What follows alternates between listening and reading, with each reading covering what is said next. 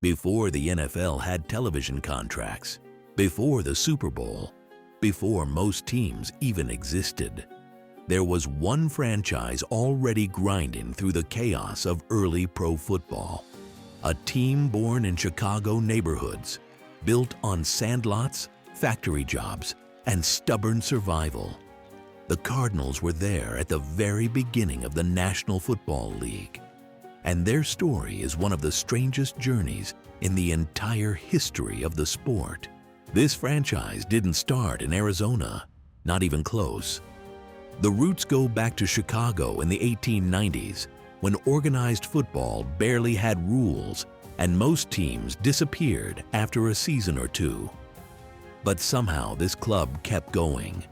Different owners, different stadiums, different cities, yet the same identity survived decade after decade through championships, scandals, war years, financial struggles, and cross-country moves.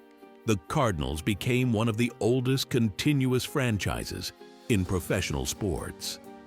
While flashier teams grabbed headlines, this organization quietly helped shape the early National Football League and kept pushing forward while other clubs folded or disappeared from the map. From neighborhood fields in Chicago to NFL championship glory to one of the most dramatic franchise relocations in league history, the Cardinals' journey isn't really about dominance, it's about survival. While other early teams vanished, this franchise kept adapting, moving, rebuilding, and staying alive as professional football slowly grew into a national sport. Tonight, we're breaking down the full story. How a neighborhood team in Chicago became one of the original NFL franchises. How the Cardinals fought through controversy and championship seasons.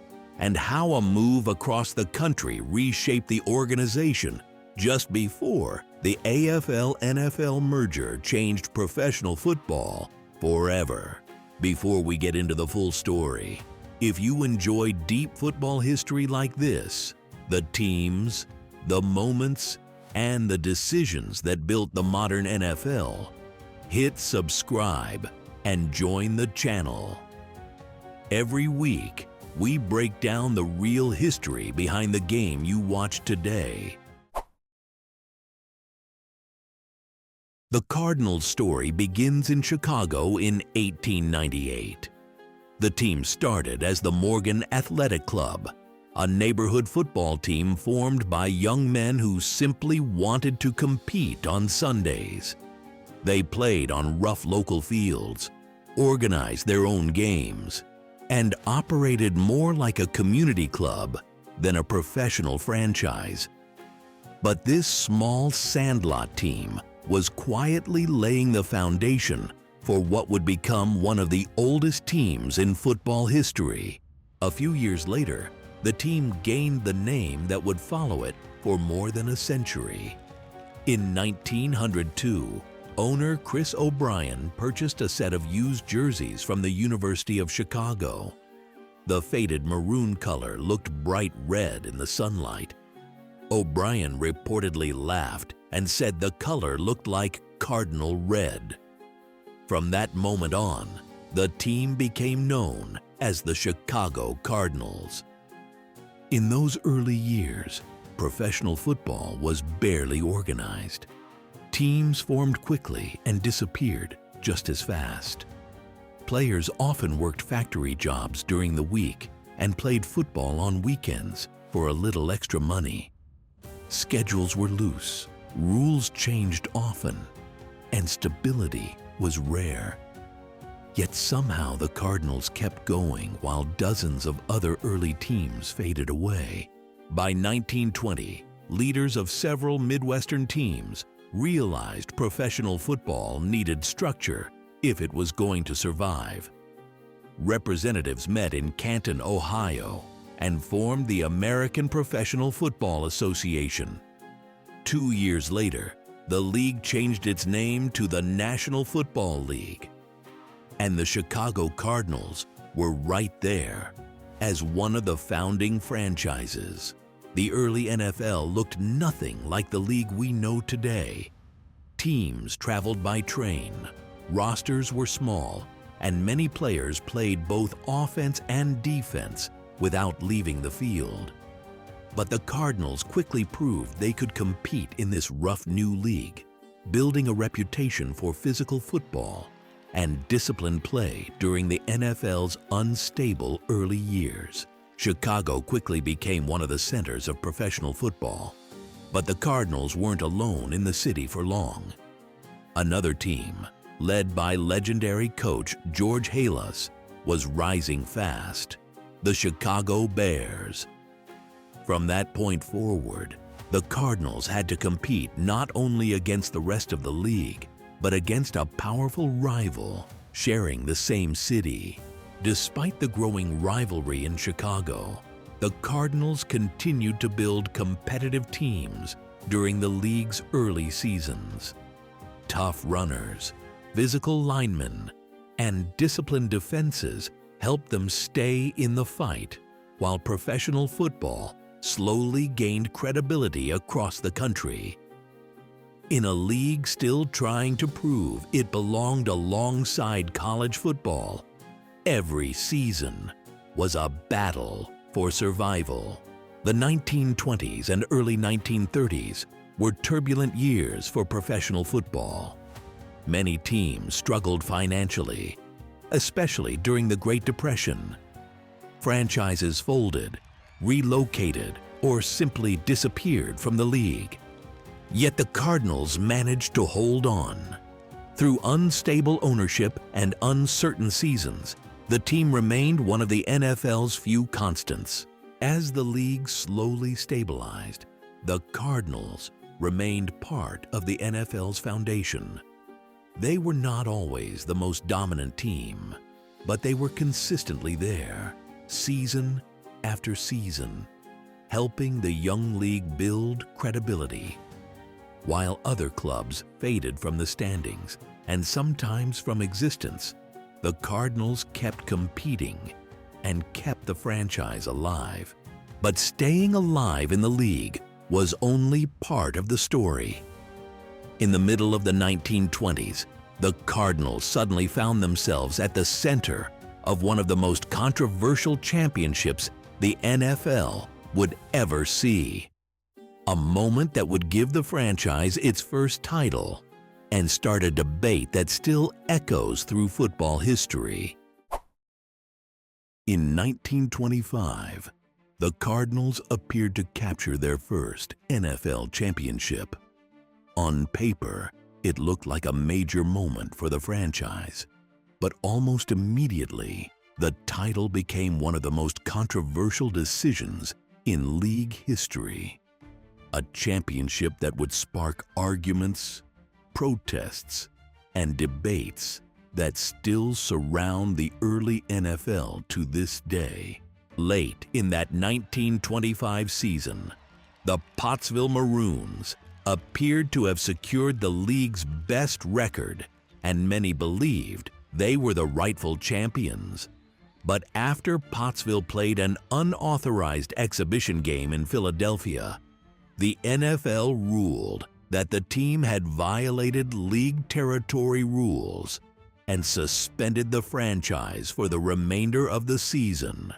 With Pottsville suspended, the league looked at the remaining standings. The Cardinals quickly scheduled and won an additional game to improve their record. Soon after, the NFL officially awarded the 1925 championship to Chicago. Even at the time, many players and fans believed the title should have belonged to Pottsville instead. The controversy never really faded. Historians, journalists, and even former players continued debating the decision for decades.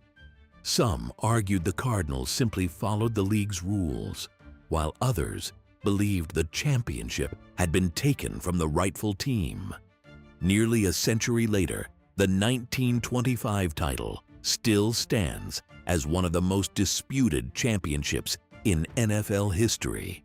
After the controversy, the Cardinals returned to the field, but struggled to maintain consistent success.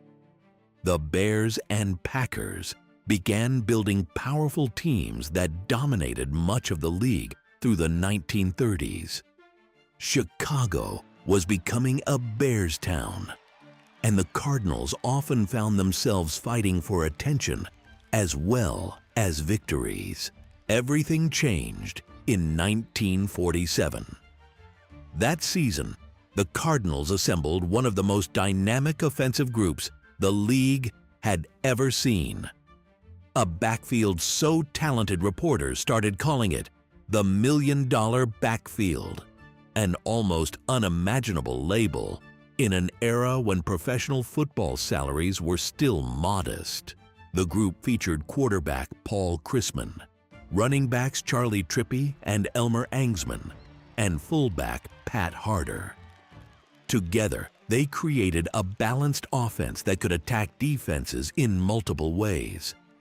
In an era dominated by running games, this backfield brought speed, versatility, and creativity that few teams could match. The Cardinals rode that explosive offense through the 1947 season, finishing with one of the league's most dangerous attacks. Week after week, the backfield produced big plays, and Chicago suddenly had a team capable of challenging the best clubs in professional football. By the end of the season, the Cardinals had earned a trip to the NFL championship game. The championship game against the Philadelphia Eagles was played in brutal winter conditions at Chicago's Comiskey Park. Snow covered the field, and temperatures dropped sharply, turning the game into a physical, grinding battle. But the Cardinals controlled the momentum, using their powerful running game to slowly take command of the game. When the final whistle blew, the Cardinals had defeated the Eagles 28-21, capturing the 1947 NFL championship. For a moment, it looked like the franchise might finally become one of the league's dominant teams. But the reality of playing in Chicago would soon create a problem the Cardinals could not escape. By the 1950s, the Cardinals faced a growing problem that had nothing to do with football. Chicago had firmly become the city of the Bears. George Hollis's team dominated headlines, attendance, and fan loyalty. Even when the Cardinals fielded competitive teams, they were constantly living in the shadow of their powerful crosstown rival. Attendance slowly began to decline. Sharing a city with the Bears meant fewer ticket sales, less media attention, and growing financial pressure on the franchise.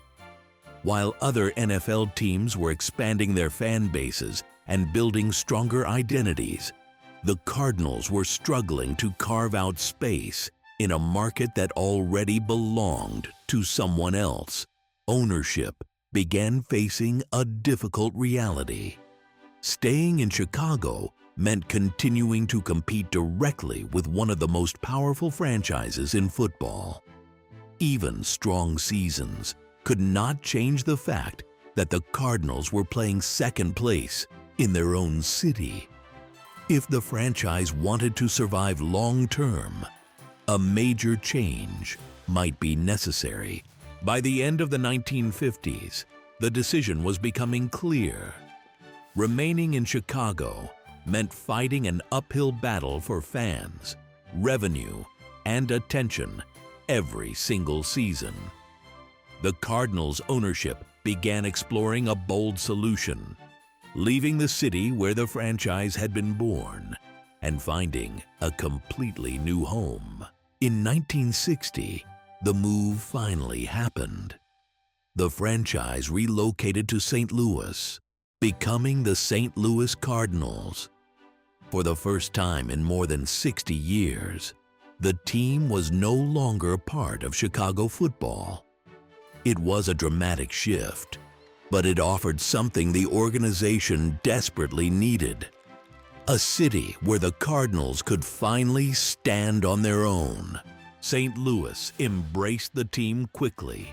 The city already loved baseball and had a strong sports culture, and professional football brought a new level of excitement. For the first time in decades, the Cardinals were no longer competing with another NFL franchise for local attention. The move gave the organization a fresh identity and a new opportunity to grow. During the 1960s, the Cardinals began building competitive teams in their new city. Strong defenses and disciplined offensive play kept them in the playoff conversation several seasons. The franchise still wasn't dominating the league, but it had finally stabilized and developed a loyal fan base in St. Louis. While the Cardinals were settling into St. Louis, the entire landscape of professional football was changing. In 1960, a brand new league appeared, the American Football League.